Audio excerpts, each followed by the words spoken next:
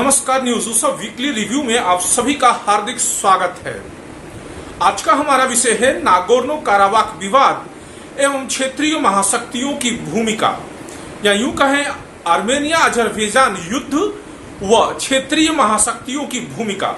जैसा कि हम सभी जानते हैं कि पिछले हफ्ते आर्मेनिया और अजरबैजान के बीच एक क्षेत्र नागोर्नो काराबाख को लेकर के विभत्स युद्ध छिड़ गया, जिसमें करीब हजारों लोग मारे गए। हालात ऐसे हो गए कि तृतीय विश्व युद्ध की संभावना की प्रबलता जताई जा रही थी, किंतु ऐसा हुआ नहीं। कल यानी शनिवार को रूस की मध्यस्थता से आर्मेनिया और अजरबैजान के बीच में अस्थायी तौर पे एक शांति समझौता उभर करके सामने आया और तृतीय विश्व युद्ध की संभावना टल गई है।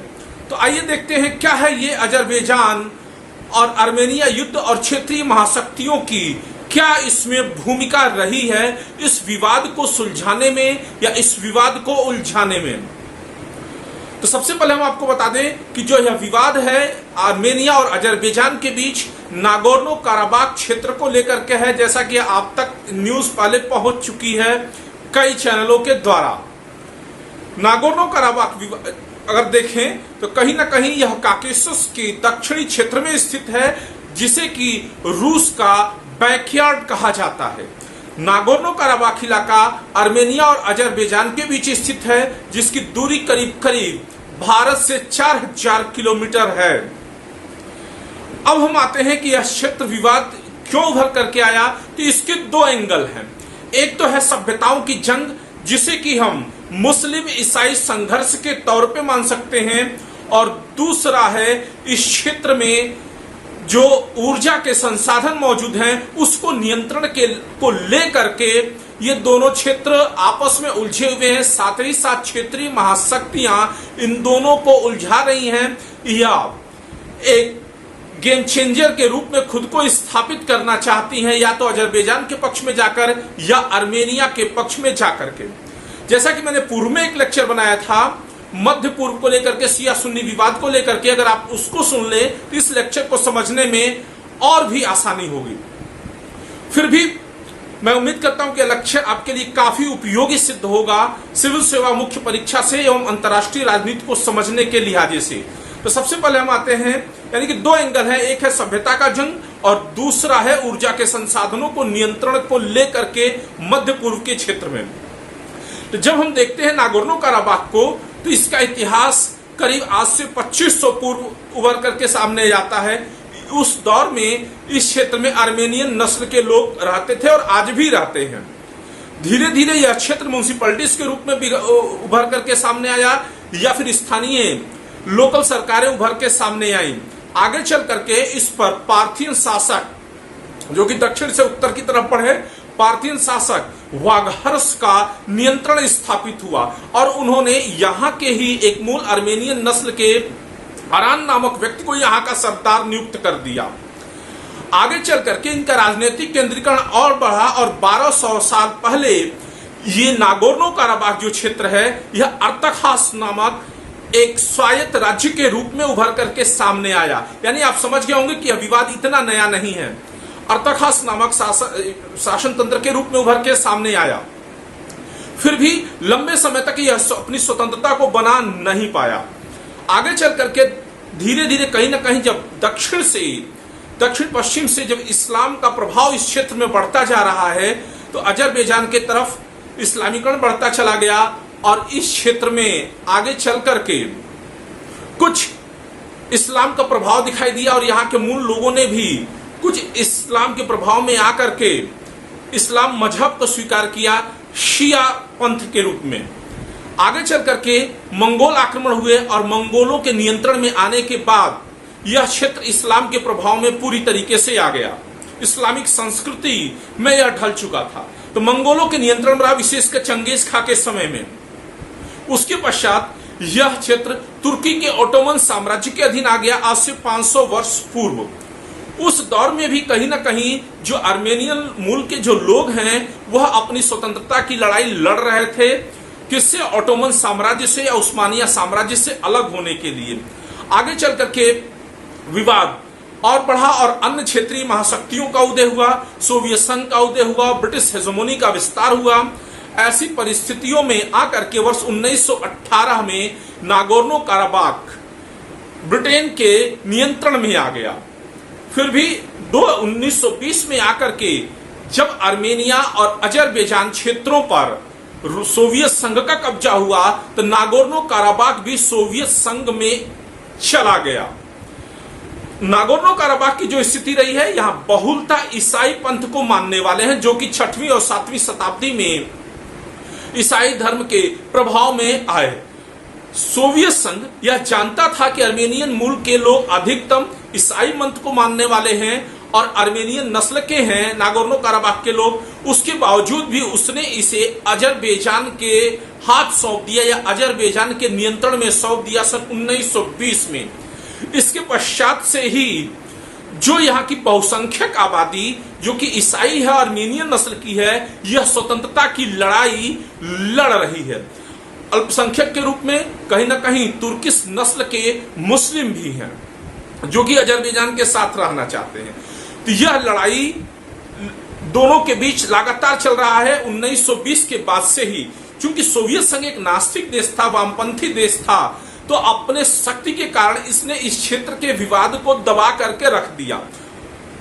आगे चल करके 1980 में जब अमेरिका और सोवियत संघ के बीच युद्ध तेज हो गए, शीत युद्ध तेज हो गए, तो कहीं ना कहीं सोवियत संघ की पकड़ इस क्षेत्र पे कमजोर पड़ने लगी और नागोर्नो काराबाख जो कि अजरबैजान के क्षेत्र में दिया गया था, वहां के लोगों ने अजरबैजान के खिलाफ आंदोलन तेज कर दिया और कहीं ना कहीं अजरबैजान के इस इलाके में गृह युद्ध छिड़ गया और इसमें आर्मेनियन लोगों का साथ मिला। अंत में 1988 से लेकर के यह गृह युद्ध अपने आक्रामक रूप में आ गया और एक दूसरे के खिलाफ दोनों अजरबैजान की सेना और आर्मेनिया की सेना इन लोगों के पक्ष में उतर आई, यानी कि तुर्किश मुस्लिमों के पक्ष में अजरबैजान की सेना और आर्मेनियन नस्ल के ईसाइयों के पक्ष में आर्मेनिया की सेना उतर आई। गोरिल्ला युद्ध लंबे समय तक चला, 1992 तक। अंत में जाकर के 1991 में जब सोवियत संघ का विघटन हो जा रहा है तो सोवियत संघ ने इसको अजरबैजान के क्षेत्र के रूप में ही स्वीकार किया, लेकिन आंतरिक गृह युद्ध ने आर्मेनिया और यहां के लड़ाकों ने आपस में मिलकर जो साठगांठ तय किया वह 1993-94 में जा करके कहीं ना कहीं अजरबैजान के क्षेत्र से इस क्षेत्र को अलग कर दिया और इस क्षेत्र ने अपने यहाँ एक स्वायत्त राज्य की स्थापना की जिसको रिपब्लिक ऑफ अर्तसाख कहा जाता है। मैंने आपको पहले ही बताया कि 1200 वर्ष पूर्व अर्तसाख की स्थापना हो चुकी थी, तो रिपब्लिक ऑफ अर्तसाख के रूप में यह उभर के सामने आ रहा है। आर्मेनिया का सेना का नियंत्रण हो चुका था, 30,000 से अधिक लोग मारे गए और 10 लाख लोग विस्थापित हुए। खैर जाकर के सोवियत संघ ने वर्ष 1994 में दोनों के मध्य समझौता किया, लेकिन उस समझौते का कोई प्रभाव नहीं बना रहा और बड़े क्षेत्र पर यह अपना स्वायत्त शासन स्थापित कर लिए थे और यहां पर आर्मेनिया की सेना की एंट्री भी हो गई थी। तब से लेकर के अजरबैजान इस क्षेत्र को पुनः आर्मेनिया के प्रभाव से स्वतंत्र कराने का प्रयास कर रहा है और लड़ाई लड़ रहा है और कहीं ना कहीं क्षेत्रीय महाशक्तियों में सोवियत संघ इसमें एक बड़ी भूमिका निभा रहा, चाहे सकारात्मक निभाए या नकारात्मक निभाए, क्योंकि ये क्षेत्र इतिहास में उसी के पास थे वर्ष 1990 के पूर्व। इसी चीज को लेकर के इस साल भी यह युद्ध उभर के सामने आया। अगर हम लंदन टाइम्स की माने तो 27 सितंबर को रात को 10:10 पर आर्मेनिया और अजरबैजान दोनों इस क्षेत्र पर नियंत्रण को लेकर के आपस में भिड़ गए। अजरबैजान कह रहा है कि मैं जब तक यह क्षेत्र आर्मेनिया खाली नहीं कर देता है तब तक मैं लड़ाई लड़ूंगा, क्योंकि अंतर्राष्ट्रीय परिपटल पे जो मान्यता है इस क्षेत्र को लेकर वह अजरबैजान की ही है। कुछ कुछ यह कश्मीर से मिलता जुलता है कि कश्मीर में मान लीजिए कि मुस्लिम जनसंख्या रहती हो जो कि पाकिस्तान सपोर्टर हो और अंतर्राष्ट्रीय मान्यता के अनुसार या भारतीय कानूनों के अनुसार यह पूरा क्षेत्र भारत का हिस्सा है, तो ऐसे में भारत की जगह अजरबैजान को रख सकते हैं, आर्मेनिया की जगह पाकिस्तान को रख सकते हैं, लेकिन पूर्ण रूप से यह सत्य नहीं है। एक समझाने के पॉइंट ऑफ व्यू से मैंने यह चीज बताया, लगभग स्थिति हालात ऐसे ही हैं। तो ये चीज विवाद चल रहा है। जब यह विवाद चालू हो गया है तो इसमें कहीं ना कहीं क्षेत्रीय महाशक्तियों ने अपने हितों को भुनाने का प्रयास किया है। क्यों भुनाने का प्रयास किया है? तो सबसे पहले चीज हम बता दें कि अजरबैजान का जो क्षेत्र है या नागोर्नो कराबाख दक्षिणी काकेशस का क्षेत्र है, यहाँ ऊर्जा के बड़े भंडार हैं और कहीं ना कहीं 21वीं सदी में वही देश सफल होंगे जिनका ऊर्जा के भंडारों पर नियंत्रण होगा। तो सबसे पहले इसमें एंट्री लिया तुर्की ने। तुर्की अजरबैजान के पक्ष में आकर के एंट्री ले रहा है। क्यों एंट्री ले रहा है? सबसे पहले मैं बता दूं कि 1993-94 में जब नागोर्नो कराबाख स्वतंत्र हुआ था और आर्मेनिया के क्षेत्र में चला गया था और सोवियत संघ से जब ये देश 91 में आजाद हुए आर्मेनिया और अजरबैजान, तो तुर्की ने अजरबैजान को ही मान्यता दी। आर्मेनिया के साथ उसने अपना संबंध नहीं बनाए रखा। अब देखें, अजरबैजान और तुर्की के बीच संबंधों के दो कारण, यानी क्षेत्रीय भूमिका के तौर पे मैं इस वक्त तुर्की बता रहा हूं उसने क्या भूमिका निभाई, क्योंकि वही सबसे बड़ा इस क्षेत्र में तुरंत में उभरे हुए विवाद का कारण है। तो तुर्की अजरबैजान के पक्ष में युद्ध में उतर आया है। तुर्की का अजरबैजान के पक्ष में उतरने के दो कारण हैं। सबसे पहला कारण है कि तुर्की अपने पुराने गौरव को हासिल करना चाहता है ओटोमन साम्राज्य के, और वह बृहद ओटोमन साम्राज्य की स्थापना का इच्छुक है अंतर्मन से, हालांकि इसका उसने खुलासा नहीं किया है। दूसरा सबसे महत्वपूर्ण कारण है कि अजरबैजान और तुर्की के बीच में आर्थिक संबंध है, विशेषकर तेल और गैस की सप्लाई को लेकर के, और अजरबैजान सस्ती भाव में तुर्की को तेल और गैस की सप्लाई करता है। तो कहीं ना कहीं तुर्की हर हाल में चाहता है अजरबैजान को खुश करना, तो इसलिए वह युद्ध में उतरना चाहता है। तीसरा सबसे बड़ा कारण है इसमें कि जो अजरबैजान की जनसंख्या है वह शिया मूल की मुस्लिम है। तुर्की सुन्नी बहुल है, लेकिन फिर भी अगर नस्ल और खून के हिसाब से देखें तो तुर्की और अजरबैजानी मुसलमान एक ही खून के हैं। और पूर्व में 94-95 के आसपास भी बार बार तुर्की से यह कहा गया है, तुर्की के डिप्लोमेट्स के द्वारा, कि तुर्की और अजरबैजान अलग अलग संप्रभु राज्य भले ही हैं किंतु एक राष्ट्र है, सिंगल नेशन है, क्योंकि एक नस्ल, एक खून और एक भाषा के लोग रहते हैं। तो ये जो आत्मीयता का लगाव है तुर्की का अजरबैजान के प्रति, एक खून होने के कारण, वह भी तुर्की को इस क्षेत्र में उतार रहा है। हालांकि तुर्की ने इसको इस्लामिक युद्ध का रंग देने का प्रयास किया या इसको जिहाद के रंग में ढालने का प्रयास किया है, और इसके पक्ष में बड़ी संख्या में कहीं ना कहीं इस्लामिक देशों की लाभी उभर के सामने आई कि ईसाई आर्मेनिया के खिलाफ मुस्लिम देश जिहाद के लिए इकट्ठा हुए। इसका परिणाम यह हुआ कि जो यूरोपीय यूनियन के देश हैं या फिर नाटो सदस्य हैं, जिनका कि तुर्की भी सदस्य है, वो कई देश आर्मेनिया के पक्ष में आ गए और हालात ऐसे लगने लगा कि वास्तव में यह युद्ध कहीं ना कहीं ईसाई और इस्लाम के बीच सभ्यता के संघर्ष के युद्ध के रूप में बदल गया है। इसे क्रूसेड कह ले ईसाई दृष्टिकोण में, या इस्लामिक दृष्टिकोण में इसे जिहाद कह ले। फिर भी मूल लड़ाई यह ऊर्जा के नियंत्रण को लेकर के ही थी। तो क्षेत्रीय महाशक्तियों ग्रुप में तुर्की ने बड़ी भूमिका निभाई है इस क्षेत्र में आग लगाने में। सीरिया से आतंकवादी भेजे गए इस्लाम के नाम पर, अरबियन मुल्क से आईएस के आतंकवादियों को तुर्की ने उस क्षेत्र में भेजा और युद्ध एक विभत्स रूप धारण कर लिया और लगा कि कहीं ना कहीं यह तृतीय विश्व युद्ध की संभावना को जन्म दे रहा है। लेकिन इसी दौरान एक क्षेत्रीय अन्य महाशक्ति जिससे ईरान, इसने भी बड़ी भूमिका निभाई है। ईरान और अजरबैजान दोनों शिया मुल्क हैं या दोनों मुस्लिम मुल्क हैं, उसके बावजूद भी ईरान ने अजरबैजान का साथ ना दे करके आर्मेनिया का साथ दिया। यह बहुत ही महत्वपूर्ण पॉइंट है, यानी कि आप पूरे इस लेक्चर में इस एंगल को मत छोड़िएगा, गौर से इसको ध्यान रखिएगा। ईरान जिसको अजरबैजान के पक्ष में होना चाहिए वह आर्मेनिया के साथ चला गया। क्या है कारण आर्मेनिया के साथ जाने का? तो सबसे पहले मैं तुर्की वाला एंगल बताया कि वो सुन्नी है शिया, लेकिन उसके बावजूद भी नस्ल, खून और भाषाई आधार पर एक है। वैसे समझें कि जैसे भारत और पाकिस्तान के अधिकतम जो मुसलमान हैं तो मुस्लिम, लेकिन कहीं ना कहीं वे हिंदू नस्ल के हैं। कोई जाट मुस्लिम है, कोई जो है गुर्जर मुस्लिम है, और पता चले कि जब युद्ध छिड़े तो वह अरबिया के साथ ना जा करके अपने भाई बंधुओं हिंदुओं के साथ आना पसंद करे। ठीक यही खेल अजरबैजान और तुर्की के बीच में हुआ। उनको जाना चाहिए था किसके पक्ष में, ईरान के पक्ष में, या ईरान को जाना चाहिए था अजरबैजान के पक्ष में, लेकिन ये चला गया तुर्की के पक्ष में। अब देखिए, हालांकि इस्लाम एक एंगल था।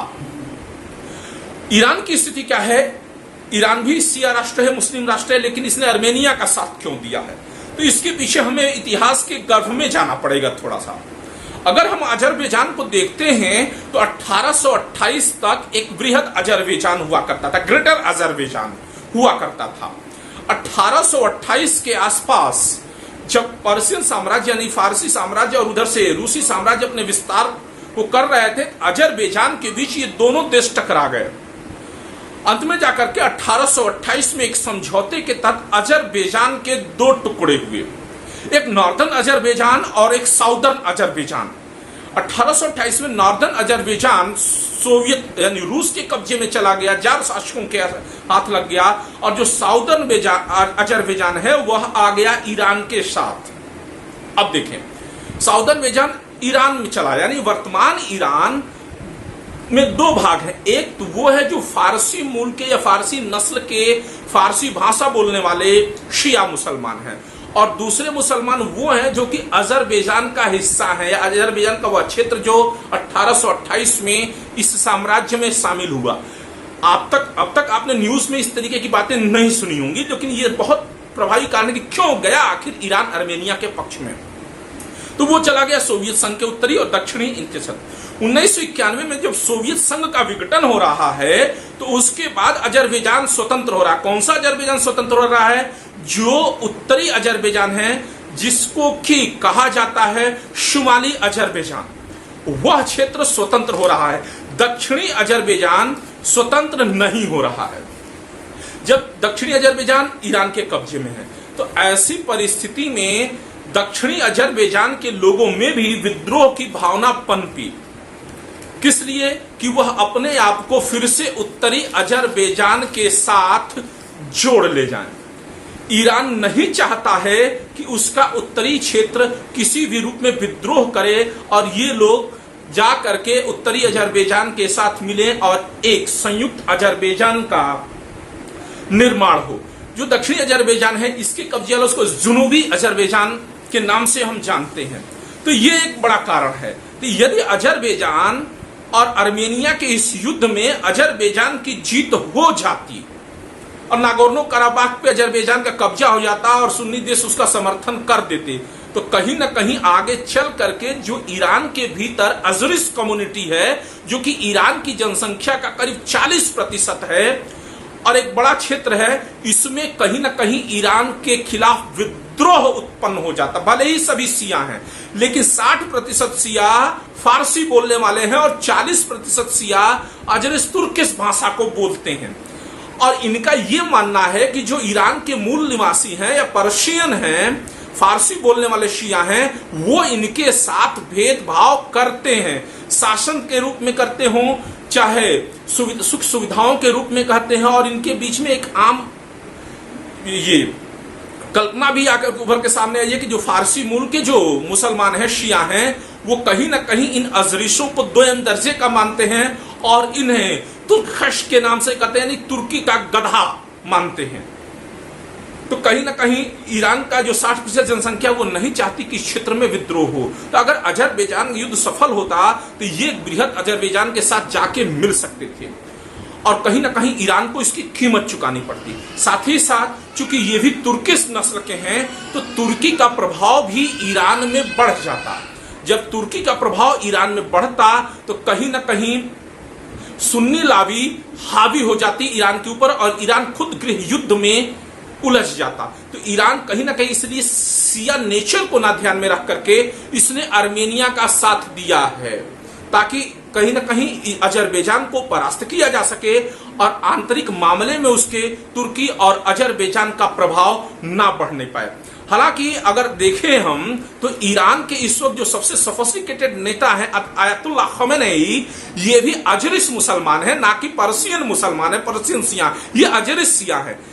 फिर भी इन्होंने अपने उस अजरिस कम्युनिटी का साथ ना दे करके इस पर्शियन कम्युनिटी का साथ दिया। क्यों साथ दिया?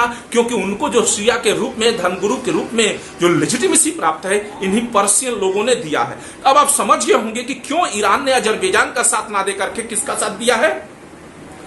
आर्मेनिया का साथ दिया है। और रूस की तरफ से, हालांकि ईरान रूस का पुराना मित्र भी है, इसलिए उसने, रूस चूंकि आर्मेनिया का दोस्त है, अजरबैजान के साथ भी संबंध बेहतर है, लेकिन आर्मेनिया में उसके सैन्य अड्डे हैं, तो वह आर्मेनिया के पक्ष में युद्ध में उतर आया। क्योंकि देखा कि जब सुन्नी लावी, जो कि अमेरिकी खेमे में थी किसी दौर में, और वर्तमान समय में यह अपने ओटोमन साम्राज्य के गौरव को फिर से हासिल करना चाहता है तुर्की, और ये सभी अजरबैजान के साथ आ गए हैं, और रूस ने उसका साथ दिया आर्मेनिया का। इस लिहाजे से भी राजनीतिक कारण भी हैं जिसकी वजह से ईरान ने आर्मेनिया का साथ दिया है। मूल कारण जबकि इसका वही है, सांस्कृतिक परिप्रेक्ष्य है कि उसकी एकता टूटने ना पाए। तो क्षेत्रीय महाशक्ति में दो ने बड़ा रोल निभाया। ईरान चला गया आर्मेनिया की तरफ, जबकि जाना चाहिए था इसको अजरबैजान की तरफ, और तुर्की चला गया अजरबैजान की तरफ। तो तुर्की का मूल कारण ये क्या है कि पूरी तरीके से इस्लामिक उस्मानिया पुराने साम्राज्य को स्थापित करना जिहाद के जरिए। इसी में क्षेत्रीय महाशक्तियों में यूनान भी उभर के सामने आया। चूंकि नाटो के देश दोनों ही हैं, नाटो अमेरिका संघ का एक समूह, ब्रिटिश अमेरिकी हेजेमोनिका, जिसमें कि 30 देश, करीब 28-29 देश हैं जो इकट्ठा हैं। ये मानते हैं कि एक पर हमला होने पर दूसरे भी हमला करेंगे। तो रूस इसलिए प्रत्यक्ष रूप से तुर्की के साथ नहीं आ पा रहा था, लेकिन नाटो खेमे भी आपस में बट गए इस मामले को लेकर। वो भी सभ्यता के जंग में उलझ गए, विशेष करके फ्रांस, इटली, यूनान आदि, और ये सभी आर्मेनिया की तरफ चले गए। तो यूनान इसमें एक बड़ी भूमिका निभा रहा है। यूनान अगर देखें तो जब तुर्की चला गया है अजरबैजान के तरफ, तो इस क्षेत्रीय महाशक्तियों में यूनान चला गया है आर्मेनिया के तरफ। यूनान और अजरबैजान के बीच में आपसी संबंध बेहतर थे, उसके बावजूद भी दोनों का जो फ्रेंडशिप ऑर्गेनाइजेशन है, उसके हेड पर से यूनानी डिप्लोमेट ने इस्तीफा दे दिया। चीन अजरबैजान की तरफ जा रहा था युद्ध में, अमेरिका ने यूनान पर दबाव बनाया, और यूनान ने कहीं ना कहीं एक बड़ा कार्य स्टेप ये उठा लिया चीन के खिलाफ कि उसने जो हुआवी है उसका से 5G का ठेका वापस ले लिया। माइक पोम्पियो की यात्रा के बाद से जब इससे यह ठेका वापस ले लिया, तो कहीं ना कहीं यूनान अमेरिकी खेमे में जाने के लिए अपने आप को फिर से मजबूत बनाने लगा। साथ ही साथ अमेरिका ने एक और काम किया कि वहां के सबसे बड़े बंदरगाह अलेक्जेंड्रोपोलिस को डेवलप करने का ठेका ले लिया। अब आप सोचते होंगे इससे इस एंगल का क्या लेना देना है। अलेक्जेंड्रोपोलिस वह क्षेत्र है जिसके जरिए ही कहीं ना कहीं अजरबैजान आदि से जो तेल पाइपलाइन, गैस पाइपलाइन तुर्की जा रही है, वह उसी मार्ग से यूरोप में प्रवेश करेगी। तो जिसका इस क्षेत्र पर नियंत्रण होगा, कहीं ना कहीं ऊर्जा के संसाधनों का यूरोप में पहुंचाने पर या यूरोपीय देशों पर उसका नियंत्रण होगा। तो अलेक्जेंड्रोपोलिस को डेवलप करने के लिए चीन प्रयासरत था, लेकिन यूनान ने इसे फिर से अमेरिका को दे दिया ठेका। यानी कि अब यूरोप में तेल और ऊर्जा के संसाधन जो कि मध्य पूर्व से सप्लाई होंगे, उस पर कौन नियंत्रण रखेगा? अमेरिका नियंत्रण रखेगा। तो यूरोपीय देश पर प्रभाव अमेरिका का ज्यादा होगा।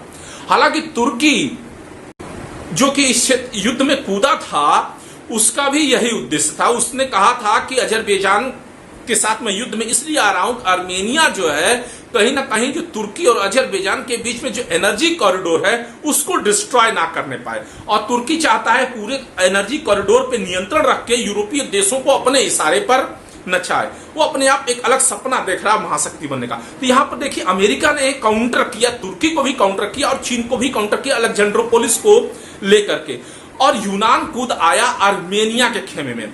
हालांकि इजराइल कुछ देर के लिए अजरबैजान के खेमे में गया, लेकिन इजराइल का तुरंत जाने का उद्देश्य भी यही था, आर्थिक संबंध। लेकिन जैसे ही अमेरिका, फ्रांस या अन्य यूरोपीय शक्तियों का दबाव बना, उसने युद्ध से खुद को खींच लिया।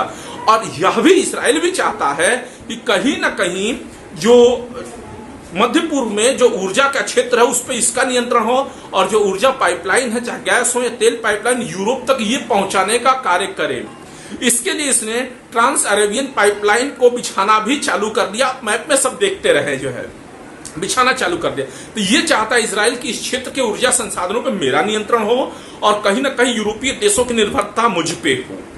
खैर यह पीछे हट गया। अब आप समझ गए होंगे कि यूनान चला गया आर्मेनिया के तरफ, किसके नाम पर? और यूनान ने बाकायदा घोषणा भी कर दिया इसको लेकर के कि वह आर्मेनिया के साथ है, और यह एक सांस्कृतिक लड़ाई है, इस्लाम और ईसाइयत की लड़ाई है। इसका एक और भी कारण था वही ऊर्जा संकट कि तुर्की अजरबैजान के पक्ष में था और अजरबैजान और यूनान के बीच भूमध्य सागर में गैस क्षेत्र के खोज को लेकर के पहले से विवाद चला आ रहा है। तो जब तुर्की अजरबैजान के साथ जाएगा तो कहीं ना कहीं यूनान उसके विपक्षी खेमे में जाएगा। तो मैंने आपको शुरू में ही बता दिया कि दो एंगल, एक सांस्कृतिक एंगल है और मूल कारण है ऊर्जा के क्षेत्रों पर नियंत्रण को लेकर, जबकि वास्तविक लड़ाई यहाँ पर ऊर्जा के क्षेत्रों पर नियंत्रण को लेकर के ये संस्कृति एक सेकेंडरी रखता है ताकि दूसरे देशों को, जातीय या मजहबी समूहों को अपने पक्ष में इकट्ठा किया जा सके। तो ये तो थी क्षेत्रीय महाशक्तियों की भूमिका।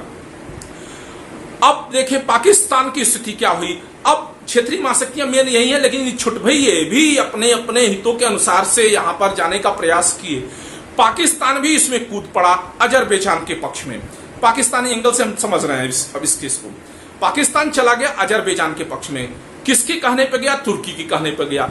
क्यों गया? तो जिहाद के नाम पर गया। हालांकि वह भी चाहता है कि ऊर्जा के क्षेत्रों को उस क्षेत्र में अपने आप को स्थापित करे, लेकिन जिहाद के नाम पे चला गया कि नागोर्नो कराबाख को हर हाल में अर्मेनिया के कब्जे से छुड़ा करके किसको देना है? अजरबैजान को दिलाना है। तो इससे कहीं ना कहीं हम तुर्की के निकट आ जाएंगे और तुर्की का उस्मानिया जब खिलाफत की स्थापना होगी तो हम अपने हितों को साधेंगे।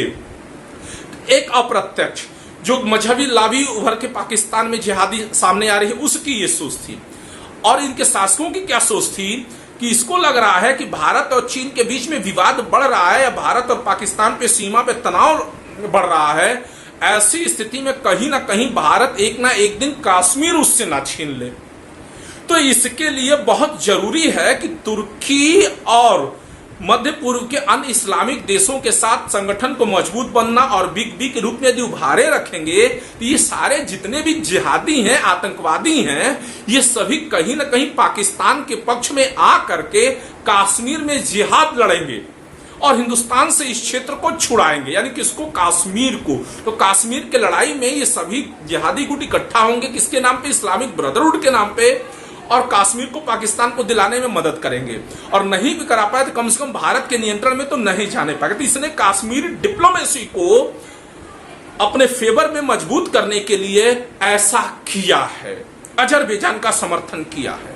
तो अब प्रश्न है कि भारत को क्या करना चाहिए यहां पे, या भारत ने क्या किया? तो शुरुआती दौर में हमने बहुत ही सोची समझा स्टेटमेंट दिया, जैसा कि अमेरिका के द्वारा दिया गया, कनाडा के द्वारा दिया गया। हम चूंकि वसुधैव कुटुंबकम की भावना पर विश्वास रखते हैं तो हमने दोनों देशों के बीच तटस्थता बनाए रखने का प्रयास किया और कोशिश किया कि अजरबैजान और अर्मेनिया आपसी विवाद को शांतिपूर्वक सुलझाए, ना कि युद्ध में उलझ के। इसका एक और भी कारण था कि जो इस क्षेत्र का सबसे बड़ा खिलाड़ी सोवियत संघ है, जो कि जिसके कि ये दोनों भाग रहे हैं, उन दोनों के विवादों को सुलझाने उलझाने सबका कार्य सोवियत संघ करता है और वो भी शुरुआती दौर में तटस्थ था। तो हमने भी तटस्थता को बनाए रखा। दूसरी तरफ चूंकि अमेरिका और कनाडा जो सेकेंडरी लावी है, लिबरलिस्ट लावी है, उसने न्यूट्रलिटी दिखाया या फिर अर्मेनिया के पक्ष में नैतिक समर्थन दिखाया। इस स्थिति में भी कहीं ना कहीं हम खुल के किसी का साथ नहीं दे पाए। बाद में हमने भी नैतिक रूप से अर्मेनिया का ही साथ दिया है। ऐसा क्यों हुआ है? इसके दो कारण हैं कि सोवियत संघ के मैंने बताया कि दोनों ही उसके भाग रहे, दोनों से ही संबंध बेहतर है, लेकिन सैन्य ठिकाना अर्मेनिया का है और अर्मेनिया के साथ सोवियत संघ की सैन्य संधि भी है, क्योंकि मैंने पिछले में बोलना भूल गया। अब भारत की स्थिति क्या है इसमें? तो भारत ने अर्मेनिया का साथ क्यों दिया नैतिक रूप से, या फिर अजरबैजान के साथ खुल के सामने क्यों नहीं आया? तो सबसे पहली चीज कि भारत की अपनी आंतरिक स्थिति और बाह्य स्थिति दोनों इसके लिए कारक हैं। अगर हम अजरबैजान और अर्मेनिया के साथ भारत के संबंधों को देखें तो दोनों के साथ हमारे संबंध बेहतर है। सांस्कृतिक संबंध अजरबैजान के साथ हैं, तो आर्थिक संबंध और सैन्य संबंध हाल में अर्मेनिया के साथ उभर के सामने आ रहे हैं। अर्मेनिया ने खुल करके कश्मीर मामले पर भारत का साथ दिया है, लेकिन अजरबैजान ने तुर्की के प्रभाव में या इस्लामिक देशों के प्रभाव में कश्मीर पे भारत का साथ नहीं दिया है। साथ ही साथ पिछले वर्ष जब 370 भारत ने हटाया कश्मीर से, तो अर्मेनिया ने खुल के भारत का साथ दिया, लेकिन अजरबैजान ने भारत का साथ नहीं दिया। यह वही राग अलापता रहा जो राग तुर्की उससे अल्पाता रहा है। तो जब आर्मेनिया खुलकर भारत का साथ दे रहा है तो कहीं ना कहीं अगर नागोर्नो काराबाख में कोई विवाद हो रहा है और भारत अपने आप को न्यूट्रल बनाए रखता है तो कहीं ना कहीं यह हमारी विदेश नीति की कुछ कमजोरी दिखाई देगी राष्ट्रीय हितों के संदर्भ में।